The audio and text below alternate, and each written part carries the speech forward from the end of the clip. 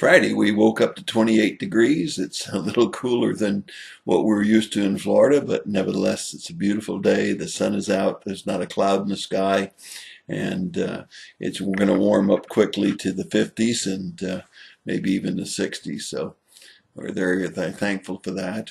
However, this weekend they're saying that we're going to have substantial amount of rain on Saturday night and Sunday morning, and then it'll clear again. But it is a changing season. So as we're looking and continuing to study in Luke, we come to chapter 17, and the things of the end times have been mentioned, and Jesus is giving a clear warning. I wonder sometimes if we had a bridge out and it had been out for some time and there was no sign that said, "Beware, bridge is out." Or perhaps a power line laying in a road, and there was no warning sign that it was there, even though it had been there for a while. Or perhaps, some other hazard that was not clearly warned, such as sharks in the area in the Florida beaches, if they didn't post a sign saying that sharks were present and that there was great danger in swimming that day. Well, Jesus gave a lot of warnings in each of the gospel messages about the end times and about his coming again. And that's what we find here in chapter 17. He says, "Days are coming when you will long to see one of the days of the Son of Man, but you won't see it. And there'll be some that will come along and say, look here and look there. Don't follow after them and don't run after them." I guess that's kind of the way the Jehovah Witnesses were yesterday that were at the door, always running up onto a mountaintop looking for his coming again. But he does say when the flashing of lightning occurs in the horizon, so it will be when the Son of Man comes. And he says, just as in the days of Noah, they were eating and drinking and marrying and giving in marriage until the day that Noah boarded the ark. Then the flood came and destroyed the rest of them. And he gives another example. He says, what about the days of Lot? Everybody in the days of Lot was eating and drinking and buying and selling and planting and building. And then when Lot left Sodom, fire and sulfur rained from heaven and destroyed them all.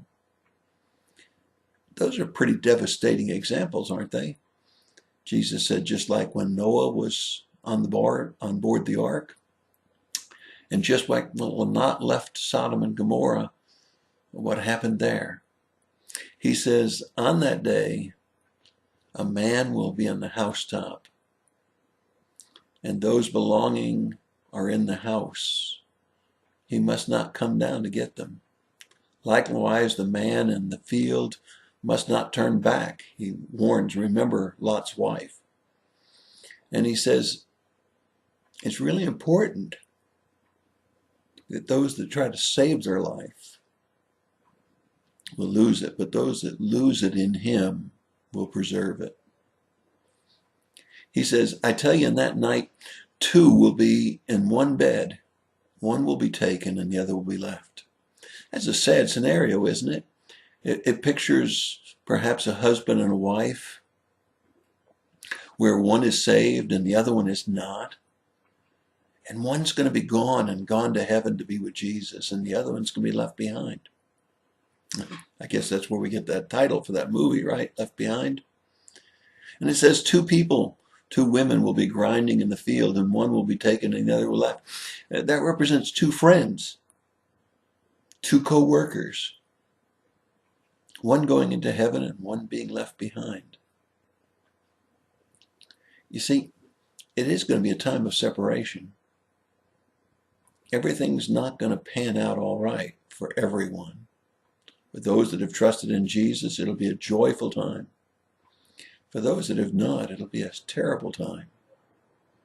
Now, there's a closing verse here that has perplexed many people for many years. They said, Lord, where, Lord? And they asked him, and he says, where the corpse is, there also the vultures will be gathered. Well, there's been a lot of speculation as exactly what that means. Some have gone back to Job, said that this is a typical saying, a saying that was used many times. Others have speculated and put more different twists and turns on it. But I believe the one that comes the closest is the one that says that when you start to see a number of vultures gathering, you know what they're there for. You know that the sign of the times are there. They're circling because there's a dead carcass, because there's a corpse there. They're circling, and you know exactly why they're circling. Jesus has very clearly told us there will be some signs of the times. Read ahead into the scriptures. Look at Timothy. Look at the book of Revelation. Look at some of the things that Paul warned about. Signs of the times are everywhere. It's going to be a shame if one's left in the bed and one's left in the field. Let's be sure we tell people not only the good news of Jesus Christ, but let's also give the warning that Jesus gave. The signs of the time are everywhere. That's your thought for the day. I hope it's not too dreary for you, but I hope it also motivates you to tell others. God bless.